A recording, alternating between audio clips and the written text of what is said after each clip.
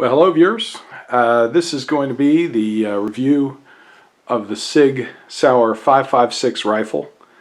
It's the classic version, and this particular one is a little bit special because it's a real high round count gun. So let's go ahead and get started, shall we? So this gun is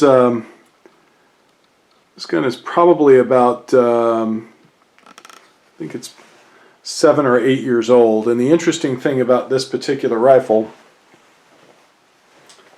is that it was used as a range gun for quite some time at Bullseye Guns in Lawrenceville, Georgia. And the round count on this gun is estimated to be in the multiple thousands of rounds. This gun was used daily as a range gun for the better part of 8 or 9 years. And it finally got to the point where there were enough rounds through it that it was keyholing badly. It wouldn't, the barrel was essentially worn out. So the gun was sent back to Sig and it was rebarreled and refurbished by them. It was one of the last guns I believe they did before they did away with all of their Sig 5.56 parts. So let's go ahead and review it though, because this is one of those guns that I think you'll find is a great value on the pre-owned market and has a lot going for it. So let's go ahead and take a look. First and foremost, this is the case that it comes in. This is back when Sig was still putting their guns in nice plastic cases instead of cardboard boxes. A couple of things that it would have come with is obviously the Sig 5.56 owner's manual. Came with a gun lock, of course, the ever popular gun lock. Came with the proprietary Sig magazine. This is a Sig AR mag. And what's kind of interesting about it is it has these slots here, and there was a little plastic adapter that went on there so that you could actually link magazines together, so you could tie them together. Kind of interesting. This particular magazine was never used on the range. It also has an adjustable shoulder rest for adjustable length of pull. Kind of cool.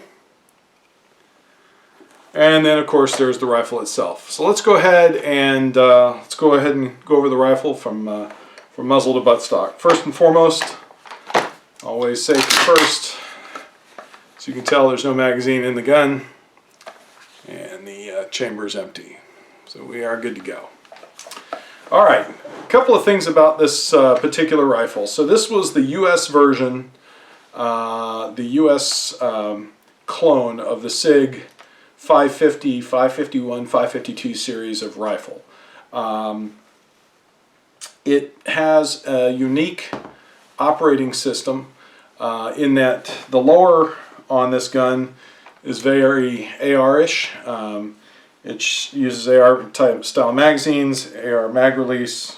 The controls will be familiar with anybody that's used to an AR. The top half though, this is a piston gun. This gun was designed around the Sig 550 series of rifles. It has a long stroke gas piston.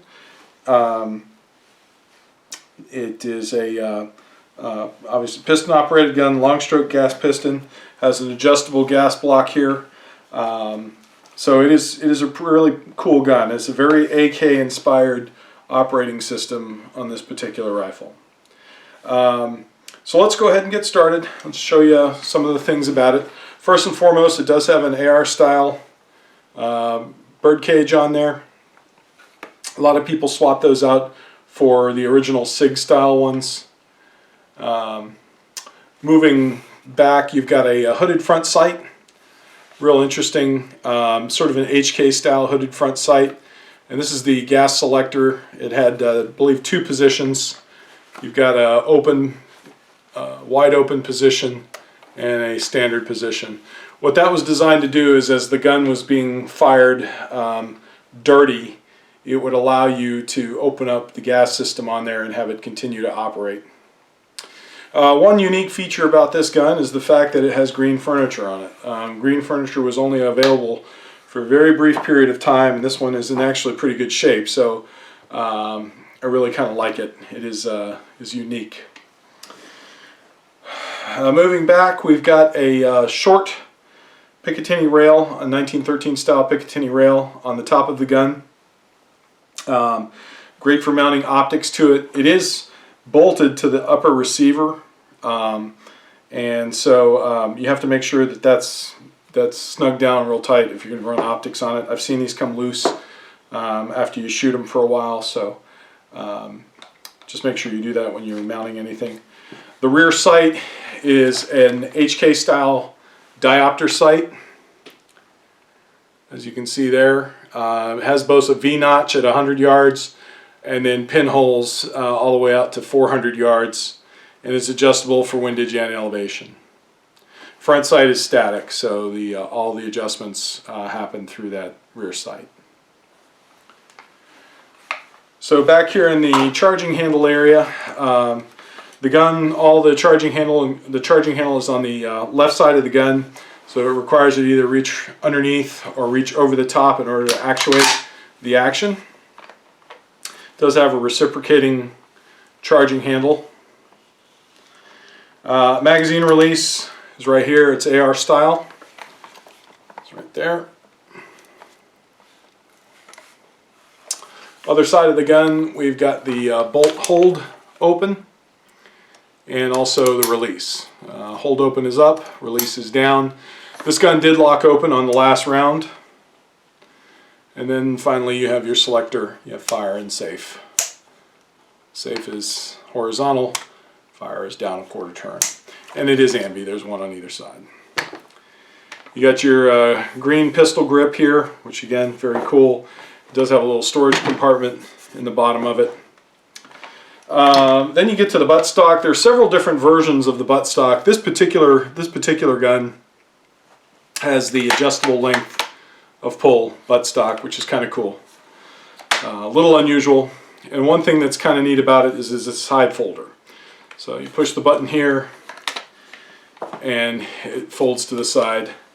Neat part about it is give you a fairly compact gun for transporting when you have this folded up. It also does latch. There's a little nub right here on the front handguard, and this latches to it so that it's all nice and secure when it's being transported. A couple of interesting things about this gun. You'll notice all the wear around the ejection port there. So these were notorious for getting brass rash on that part of the gun, and a lot of people would put Velcro tape or some type of protector right there in order to keep it from marring up the finish on the gun. Interestingly about this gun, again, we don't know what the exact round count is. It is in the thousands and thousands of rounds that were shot through it. This particular gun was a rental gun, again, for about 8 years. So when I say it was used and abused, that's an understatement. Some other things about it is I don't recall if it was ever cleaned during those 8 years, but I don't believe it was. This gun was about as dirty and abused as you could possibly do it. Eventually, it did wear the barrel out. The gun was sent back to Sig Sauer. And what's kind of interesting about it is Sig ended up completely breaking the gun down. They replaced all of the internal springs, rebarreled the gun, and then sent it back as it is now. Operationally now, the gun is flawless. It's accurate and it continues to operate.